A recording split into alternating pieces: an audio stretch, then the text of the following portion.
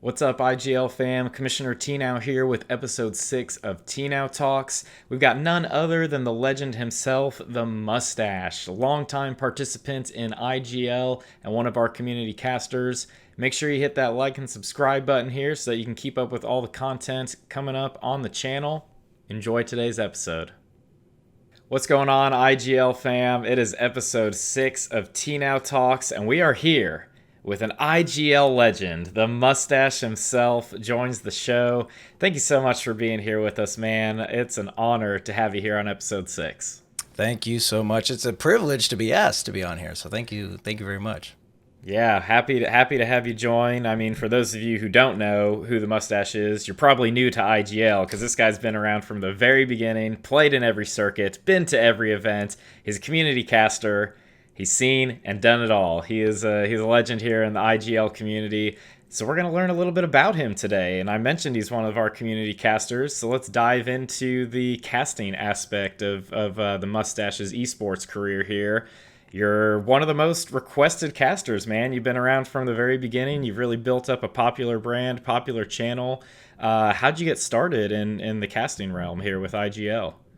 It was interesting. You guys, being one of the first community casters, it was weird to think about at first because, I've only ever played the games. I never had done any casting beforehand, except, actually I thought about that. The very first type of casting that I would have done would have been when we went to Reboot Land and we had, the little makeshift booth with the chairs and everything while, I was a player and you just kept having people come in and it was almost like interviews you had, but then you were like, well, if anybody wants to stick around, go ahead and cast. And so I think I casted one match there and I think that's when the bug really hit and I'm like, man, this is a lot of fun. And so it just kind of grew from that. And then you guys started the community caster program and I figured, hey, I had already been streaming a little bit, not even to the extent that I'm doing now. And I was like, well, surely this will at least allow people to come. I can kind of, build an audience from that and go from there, and it just has blown up into now a year's time. I've done every circuit that the community caster program has been a part of. I've been there casting it, so it's been so much fun. It's a blast, or it's crazy to think about, and it's been a blast to do. Yeah, it's definitely been fun having you involved, and the Reboot Land casting was a lot of fun. I remember when we had that, we had the couple chairs out there, and people were just rotating in and out. That was a really good time. So interesting that was kind of the start of it. And I guess Rocket League, I mean, that was basically your first dive into the casting world, wasn't it? You haven't Yeah. really cast any other games or anything? No, I haven't casted any other games. Never really had the opportunity to, and even to this day, you see, how some of these RLCS casters have started to get out there. Sleegy and I Hunted and Daz, they're all getting out there and getting, spots. Cole and Stumpy, they are casting RLCS today as we speak. Check your time and local listings compared to the time of this recording, but yeah, it's interesting to find them, but it's hard to find the opportunities out there, so you kind of have to start out small and do it on your own and kind of build up from there, and then you start seeing, hey, a tournament will pop up on Twitter, hey, we need casters, and you throw your name out there, and you just toss your name tons of times and see what sticks, and hopefully opportunities arise, and it comes from that. So yeah, I've never had any other opportunities in any other games. It's really just been Rocket League, but I definitely wouldn't turn them down. It's just you obviously don't want to do a game that you necessarily haven't ever played before, because then you don't really know what you're describing to your audience and stuff. So obviously there'd be a few games competitively that I do. Call of Duty is one, but that's definitely a very well established caster community and everything. Obviously, Fall Guys seems to be a very big game that's starting to rise up. So I don't know if there would ever be an esport or casting with that, but I guess I could dabble in that. That would be a fun one to cast. I've enjoyed watching it. I haven't played it myself or picked it up yet, but Fall Guys definitely something that's really popular right now. And I tell you what, man, if that game had private lobbies, that would be a Right? perfect addition to IGL. But a little off topic there. Let's get back to your casting career here and tell us a little bit about what your favorite part of casting is. It has to be the hype that comes from each game, and being with IGL and the community caster program, you get to cast all different kinds of ranks. I've casted a 1v1 of silvers. I've casted, uh, uh, 1800 GC lobby and everything. So you see so many different aspects across the spectrum of ranks and everything. And it doesn't matter whether you're that silver or whether you're that GC. There's going to be some high level plays just related to that rank set. And then, just the you can feel the anxiety when a goal is getting ready to be shot, or if a defender gets a great save and it's sitting there on the goal line. Is the next offensive player going to come up and bang it in for the secured shot, or is it going to get saved yet again? It who knows. And that's what's so fun about Rocket League is it's not something that is always going to be scripted. It's so situational that you just have to be ready at a moment's notice, and it's so much fun to cast all those different moments and stuff like that. And it's funny because I play, Rocket League with Woody and Aerospace. They're on my team here for the summer circuit, and we will play. And whether it's just casual or ranked, I'll sit there and almost cast what's going on inside our match, because you start to read the plays and what's happening, and sooner or later you're commentating it and giving it color commentary and everything. So it's so much fun, whether you're casting a match or just playing your own matches. Yeah, and it definitely gives you a lot of insight into all different levels of play. I feel like I always joke around that I'm the smartest plat out there because I've actually casted at so many different levels, and I get to see through IGL. People like yourself, who's a grand champ playing at a higher level, casting those types of games, definitely gives you a great perspective. And obviously, the hype around casting is some of the most exciting parts of being involved in that industry. Do you have any particular moments that stick out to you with casting IGL? Anything that was like a top moment from your casting career that you remember? It's tough to go back to a single game, just because unlike RLCS, where they are like, okay, season 7, this particular game, because there's only so many games in a world championship or something. With IGL, we have so many different teams, so many different rank tiers that we cast. But I would have to say one of my most favorable events, or memorable events that I can think of, is not necessarily the IGL circuit itself, even though there's been tons of great plays, but it's the now 2 little preseason kickoffs that I've kind of put together. One we did in the winter warm up, before the 2019 winter circuit, and then this one I did the summer sizzle right before this summer circuit. And it's stuff like that where you get to see these teams that are brand new, maybe teams that have kind of rebuilt in the off season, and then they try to do this tournament that I put together, and kind of give them the warm up, kind of give them the rundown and an early aspect of how IGL casting is going to work. And you see some crazy plays, some great teams put together. It's so stuff like that. It's not necessarily a one game that is memorable. It's just the fact that I get to cast all of these great matchups. I think that's what's so great about it. Definitely. Yeah, there's never a shortage of excitement in the on-stream games and game fives, overtimes. We've seen it all for sure. You mentioned a little bit about how you got into casting with IGL. We talked a little bit about Reboot Land, and then of course starting in the community caster program. But how'd you hear about IGL, and what were you up to before you joined?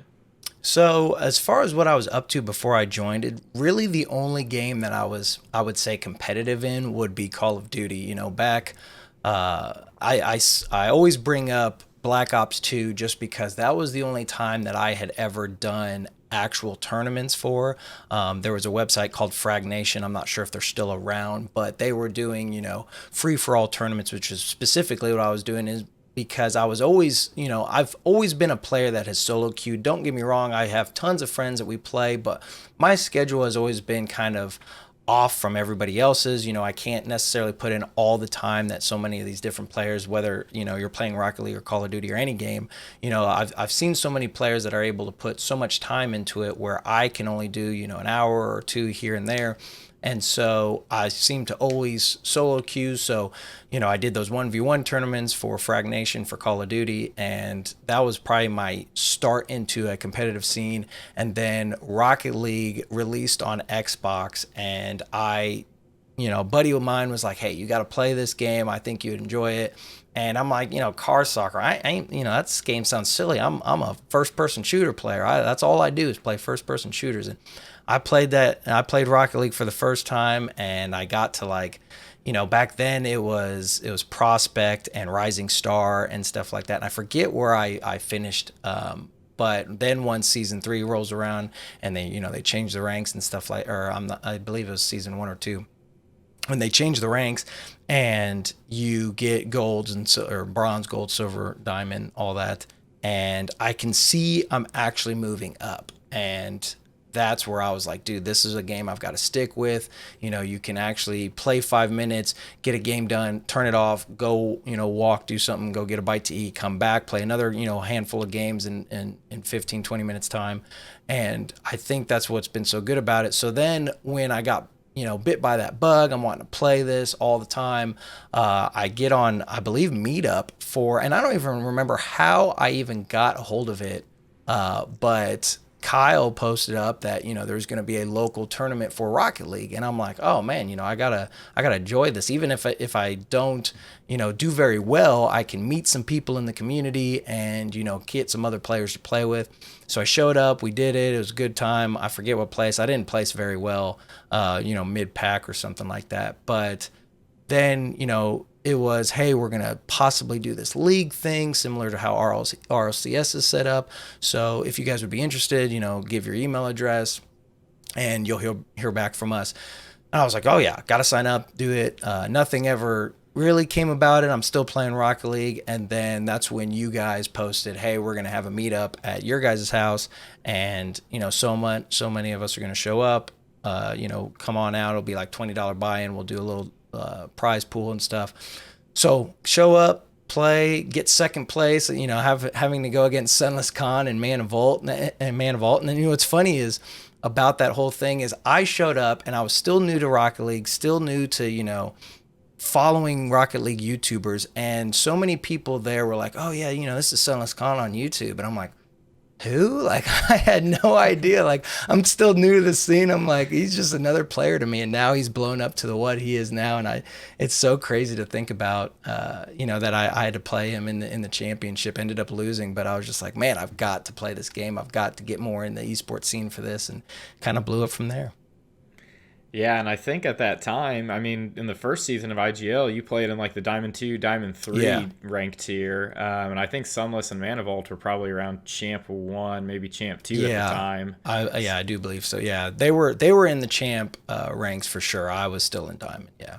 Yeah, and because this was 2 years ago. It was, we started IGL 2 years ago, so it's been quite a journey for everybody. And yeah, the that initial meetup, it's really interesting to think about some of the people that were at that, because I wasn't even at it myself. Right. That was something that Commissioner Smash, Kyle had put together with one of our other friends. But I think like you were there, Sunless and Vaults were at that. Albino Peacock, if you remember him, he's a local guy.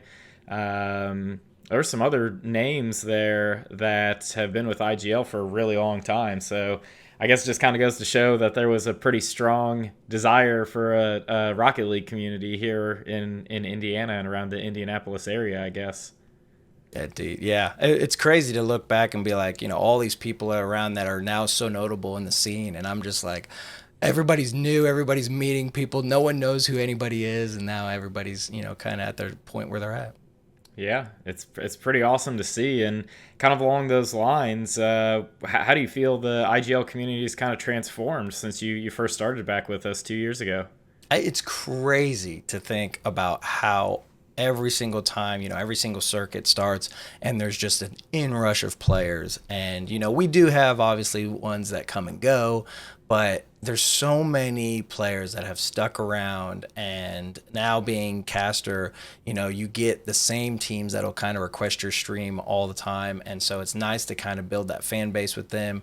And it's remarkable to see how much it has blown up from them. Because it was like couple teams that we had sign up for the very first circuit. The very first summer circuit was a 2v2 circuit. I'm scrounging. In fact, you teamed me up with D Minor, my first teammate, and still didn't have anybody to play with. And now there's countless people that I could be like, hey, you want to play? Oh yeah, we're both solid. Let's play. Let's stick together. So it's crazy to see how it's blown up from the first 20 guys that showed up to what now 10,000 members or something over so many different games.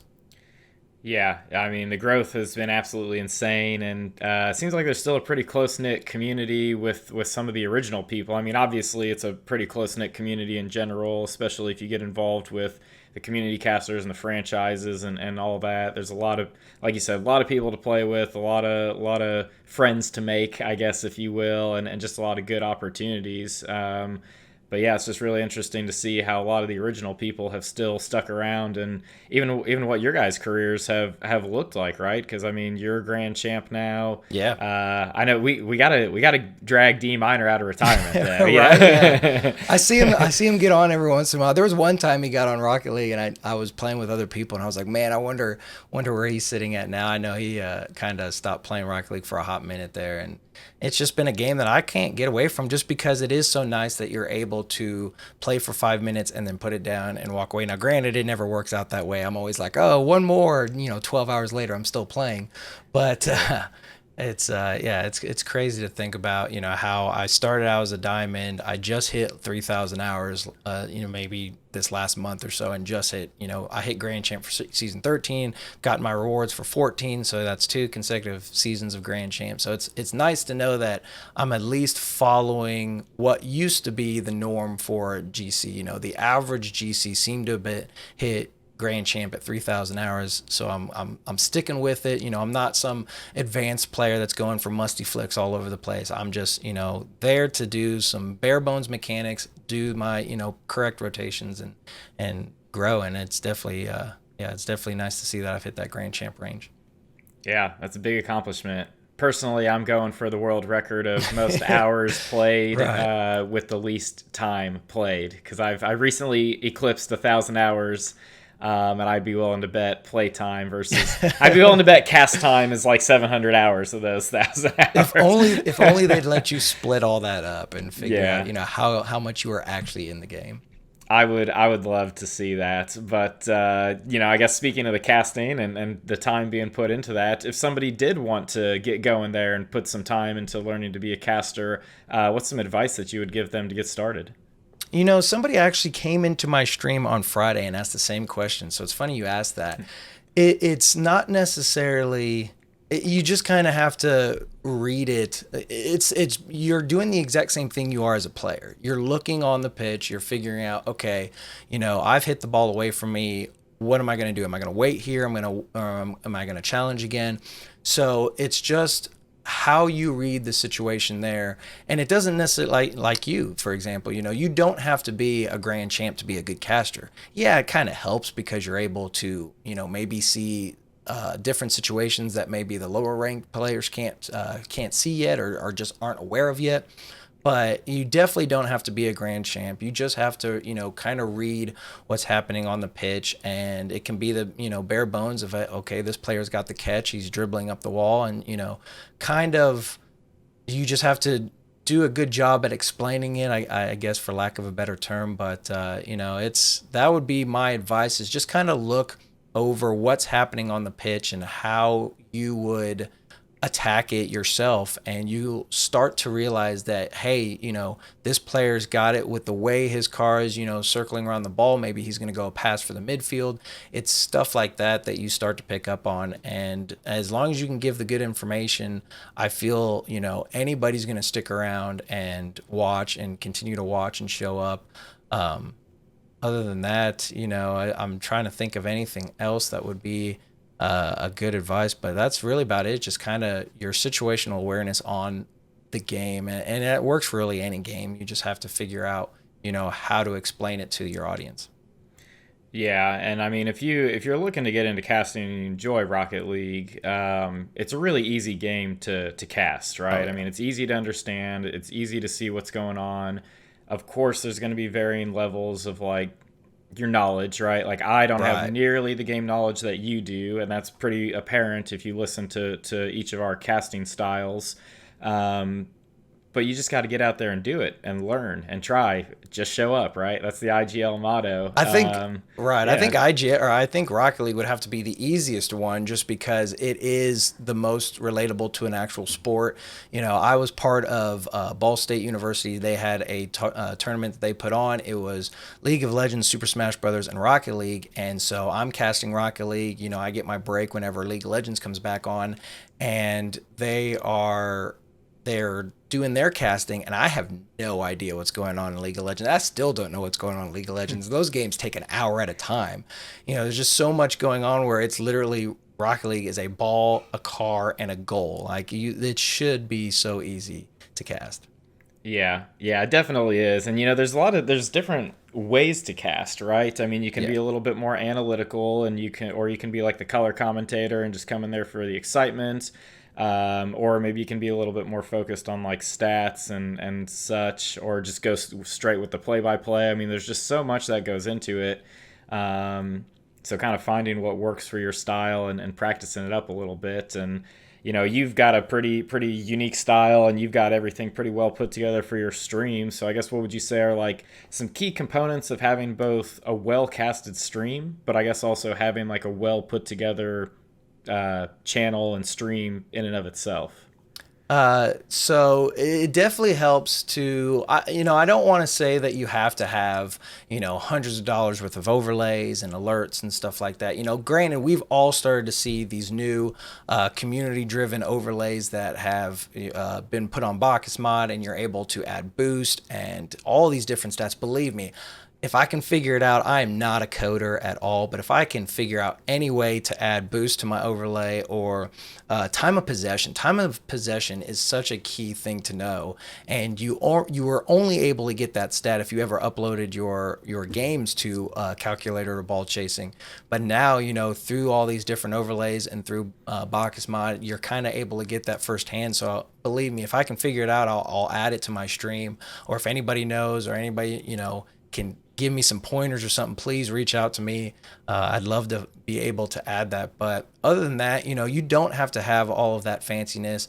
I just kind of attribute it to your production value. I feel you want to have something that kind of stands out, because obviously streaming together, whether you're casting or whether you're just playing games, streaming can be very saturated. There's tons of people out there trying to make their name out in streaming, so you kind of want to stand out above the rest. Obviously, I took a lot of kind of branding and marketing ideas from Dr. Disrespect and a lot of those other streamers that have their own type of character that they created.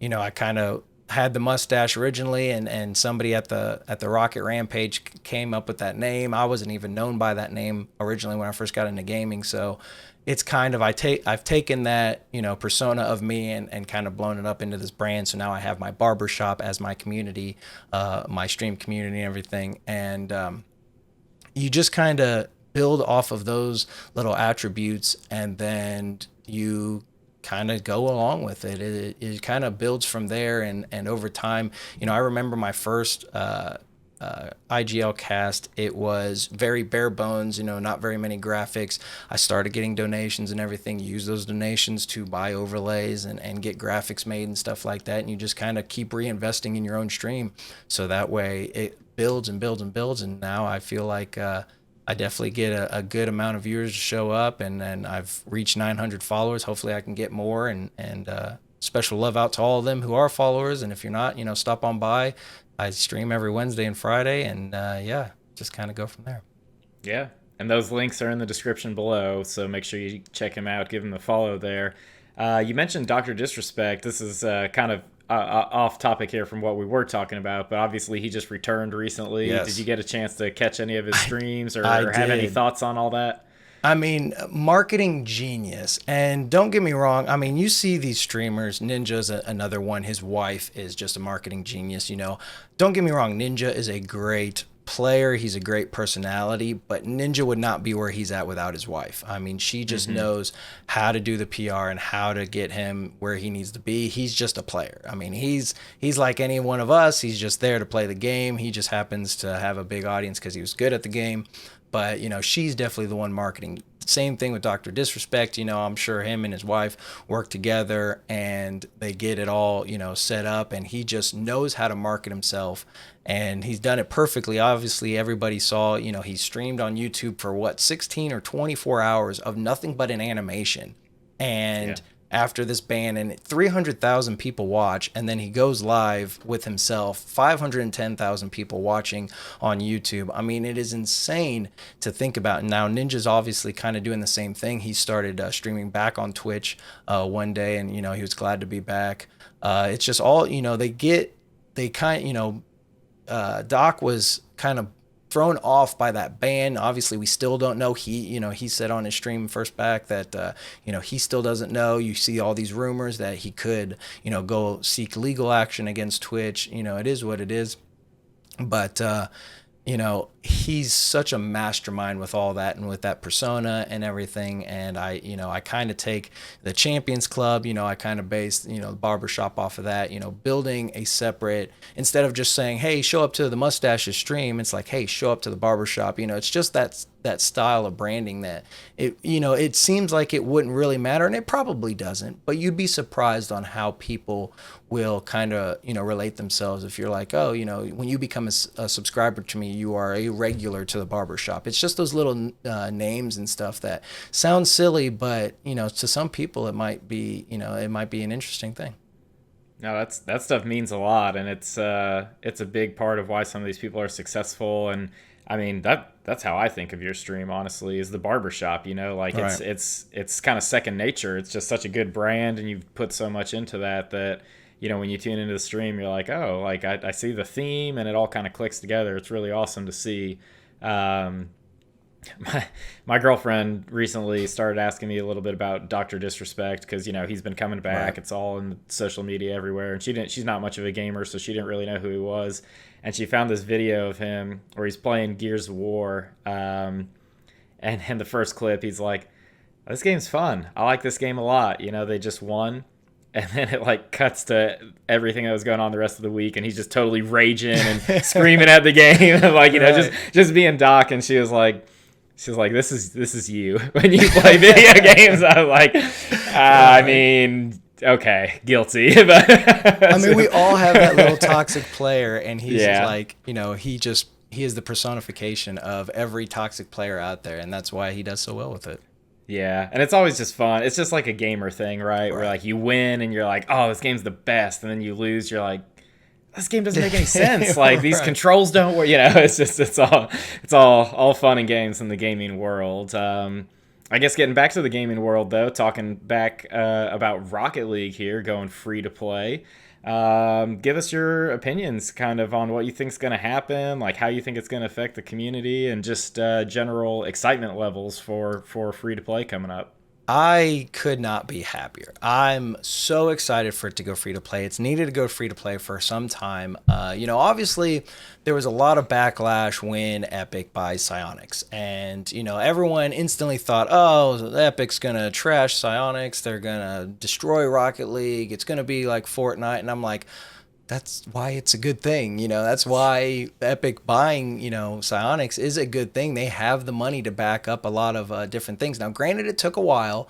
They first buy it and nothing really happens. Everyone starts complaining about the servers. They start blaming Epic for it. And it's like, look, they obviously Epic at the end of the day, this is a business deal. They're looking at it as they're not going to completely change the game. They're not even going to mess really with Psyonix all that often. They just want to reap the rewards because they saw that Psyonix was doing a good job. The esports scene was building, and take it for what it is. Fortnite is a great game.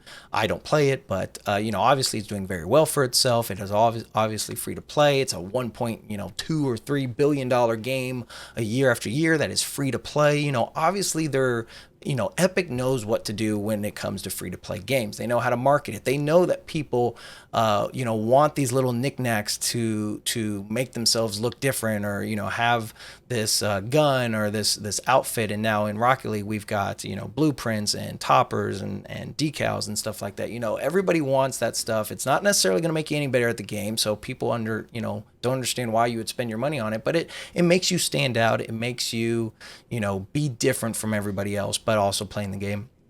So they know how to do it. I was so excited when Epic bought them, because obviously we knew that RL Esports was going to blow up into something big. Fortnite, they have their tournaments, they have their big prize pools, but they really don't have an esports scene. They just have these one-off tournaments that everybody, makes a decent amount of money, and that's it. But, we talk about Rocket League teams and how can they be lucrative, and orgs need to stay in here, and is it worth it to be a Rocket League pro?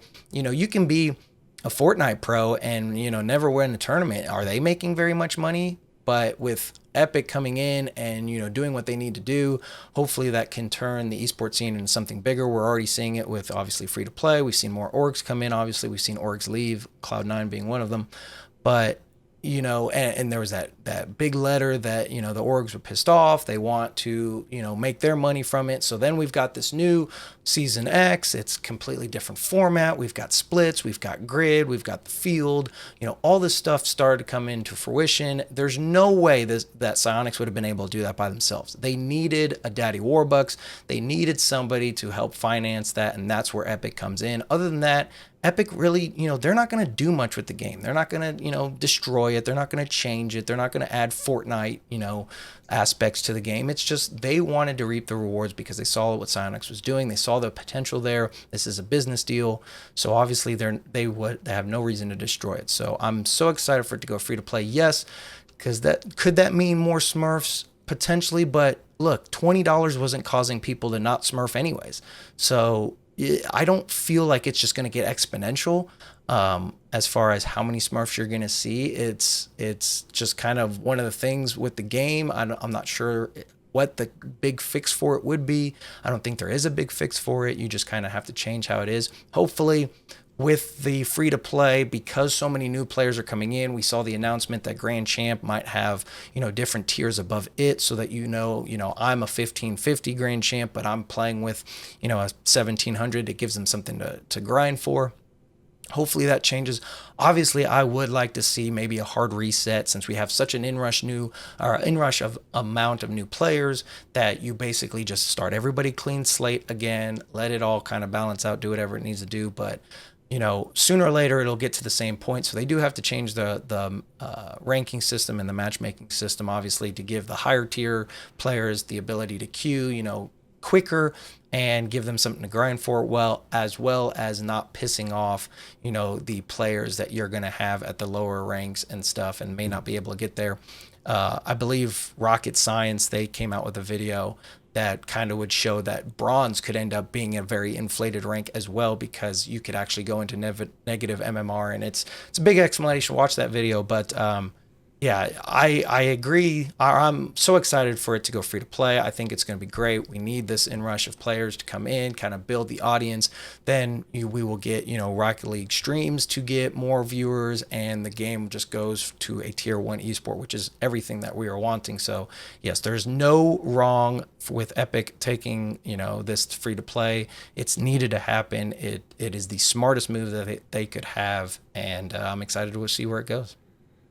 I completely agree with you. I completely agree. I'm excited for free to play. I can't wait. I think it's just going to bring in more players. Yeah. It's going to make the community better. It's just going to be an all around good experience. And I definitely echo your sentiments on Epic as well. I mean, when people were complaining, it's like, yeah, oh, Fortnite's so terrible. I'm like, yes, the literal most successful game in the history of the human race is a total failure. Like, I'm sure Epic has no idea what they're doing. Like, don't get me wrong. I know the store is a big topic, the security of it and everything. I get that. And hopefully, we can see it change and something happen with it. But to say that is the reason why you don't want them to do free play, or why you don't want them to buy Psyonix or whatever, it's just, you kind of roll with the punches. It is what it is. There's some pros and cons to all of it, but the pros far outweigh the cons for all this.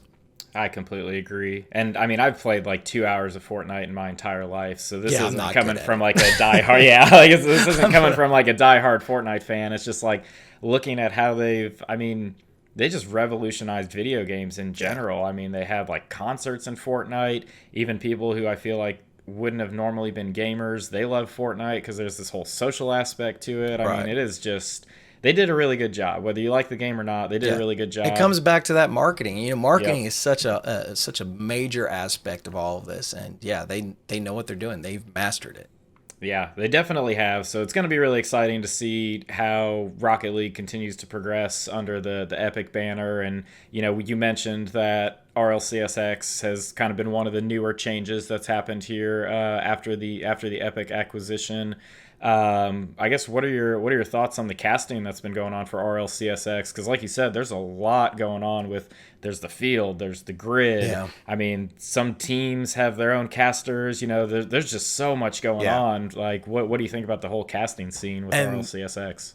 I will start with the fact that you talked about each org now getting their own casters for the grid, and I watched it Thursday and Friday. In fact, I tweeted about it. I was getting tweets from a lot of bigger names in Rocket League than I thought was ever going to see it.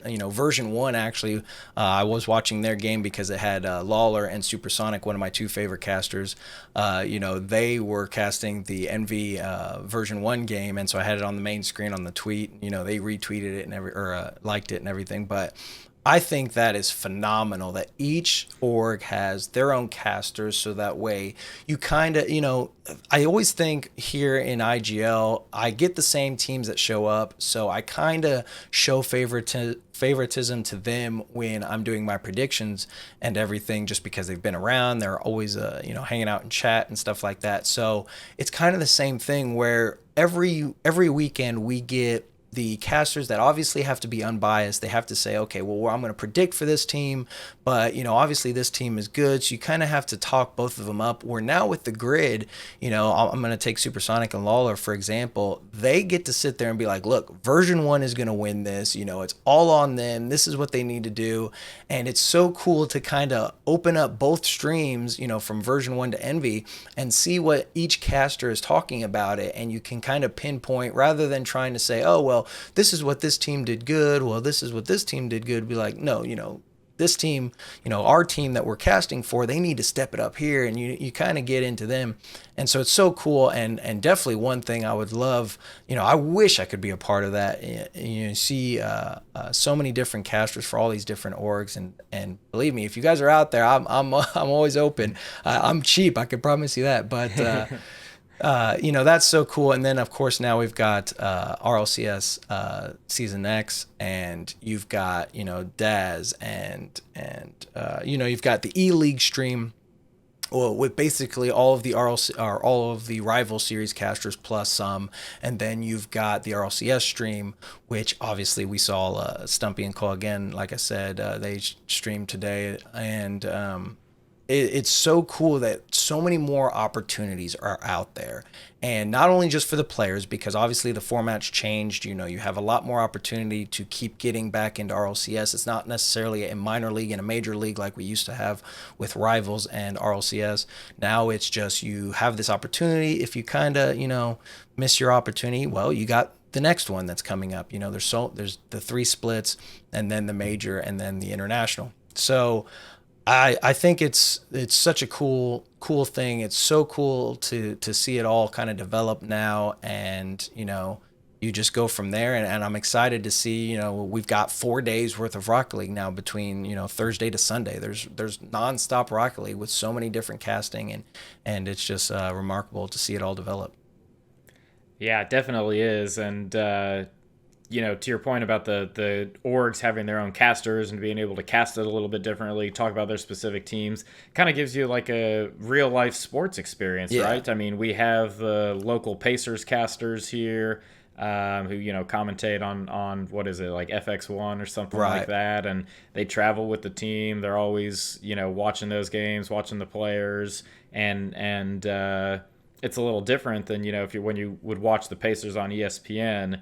Those guys are a little bit more Right. neutral, right? I mean, Right. they're talking both teams up the same, whereas you get into these local ones, you can get a little bit more insight, obviously a little bit more biased casting for the home team and whatnot. And I feel like that's a really good way to build up fans and build up your org, is to create like that specific watch space for your fans. Right, and then, like, no other game does it. Yeah. They're again, Rocket League is just changing the meta of how esports is growing. So, again, I can't say that it was an epic dealing, but obviously it gives them the ability to do this. Who knows if there's some backdoor financials so that Psionics says, okay, well, we can help you, each org fund casters and stuff. Who knows?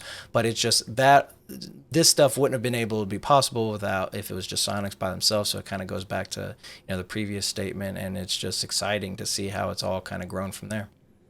Yeah, it's definitely been exciting to watch here. And we're getting to the end of the podcast now, so appreciate you being on. We've got a question from our previous week's guest here. We always ask people to give us a question to ask the next week's guest. So Rocket Sledge was the guest for episode 5, and his question to you is, what is your most epic gaming moment or achievement? So it'd have to be just recently I was able, it sounds so cliche because we have such a high threshold or a high limit for player MMR. We've got players that are hitting 21, 2021, 2200 MMR. And, obviously they're doing great. But like I said, I've just hit 3,000 hours. I did hit 1,600 in threes. And then, sadly enough, I lost it. It is how it is. But it's just stuff like that you can see the work that you put in, whether you're putting in, 10 hours a day or 2 hours a day. You're able to see your growth throughout Rocket League. And so, yeah, I'm hitting 1,600, but then also hitting, 900 followers on Twitch. That's huge. I'm not as a full-time streamer as some of these other streamers out there. I stream only 2 nights a week. I do have a day job and a family and everything, so I can't necessarily, stream every single day. But to hit 900 followers is a huge thing. Obviously, maybe if I were to have a YouTube or, more social media besides just the Twitter, I'd maybe be able to grow it a little bit higher. But it's hitting 1,600. Those are huge achievements for me, just because you're able to see all the hard work kind of put itself out there and see the results from it. Yeah, I mean, those are big milestones, and I think anybody who's tried to do either, knows how hard it is to achieve at that high of a level. I mean, streaming, getting to 900 followers, that's a big accomplishment. Yeah. Hopefully it'll be 1,000 soon, right? Yeah, like right. That'll be the big benchmark, and getting to grand champ there. But yeah, it's awesome to see your success, man. Those are definitely some good ones. So we did kind of talk about, before we started recording, that this is actually going to be the last episode of Tnow Talks for a little while here. I guess we'll call it the conclusion of season 1 of Tnow Talks. So instead of having you ask our next guest a question, we're going to have you pose something for the viewers here that maybe they can get involved with in the comments section or on Twitter. Really, whatever you're feeling, anything related to video games, IGL, maybe if something's just on your mind, go ahead and give the viewers something to chat about here.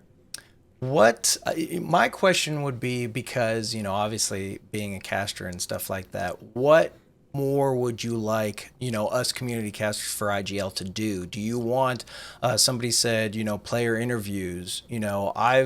My time slots are typically basically set up so where I get a 5-game series if it goes 5 games, and then I maybe have 10 minutes and then the next series starts. That way there's not a lot of downtime, so that it kind of keeps the stream flowing and entertaining. But is there, do you guys want to see more player interviews? Do you guys want to see, what is it more that us community casters and any caster for any game, what do you guys want to see, so that way we can make our production better for you guys, so that way you guys are there, week after week, month after month, and being able to see the high Rocket League, our high flying Rocket League action. I'd love, maybe after this circuit we'll put out a survey and see if you guys want to maybe pick your best casters, or what more do you want us to see. But yeah, I'd be curious on what the community thinks we need to add, so that way we can all make our streams better for you guys.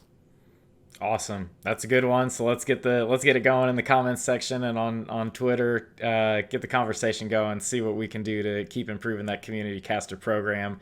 Mustache, thanks so much for joining us here on Tnow Talks. Really appreciate it. Always good to get a chance to catch up with you. I'll just give you quick second here to go ahead and plug like your Twitch channel and your socials so that people can know where to find you. And all those links will be in the description of the video as well.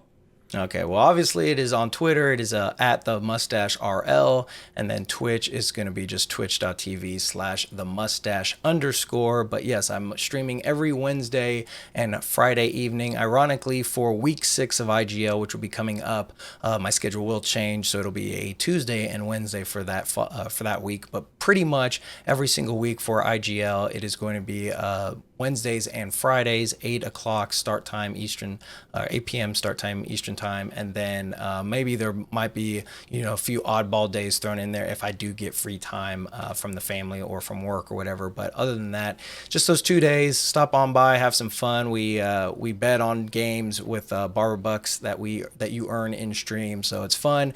Come root on your favorite team, put some money down. We always do giveaways with those barber bucks, so try to earn some more and have a shot at a giveaway. I love it. Make sure you go check him out. He's been doing it for a long time and you will not be disappointed. Appreciate everybody tuning in here for episode 6. Make sure you keep up with all the latest IGL happenings via our socials in the links below, and hit that subscribe button because there's going to be some new content coming out here. You'll want to know who's coming up for season 2 of Tnow Talks once we get back to that here. Appreciate your time here today, Mustache. We'll make sure to tune into your streams, check out your content. Thank you so much. Thanks for tuning in to episode 6 of Tnow Talks. As we mentioned, this is going to be the last episode in what we're calling season 1 of Tnow Talks. So we won't be having one coming out next week, but there is going to be some other content that you're going to want to keep up with. Hit that like and subscribe button, enable notifications so that you can get notified whenever we go out with our latest video. Make sure you keep tuning in here on the IGL channel because there's plenty more to come.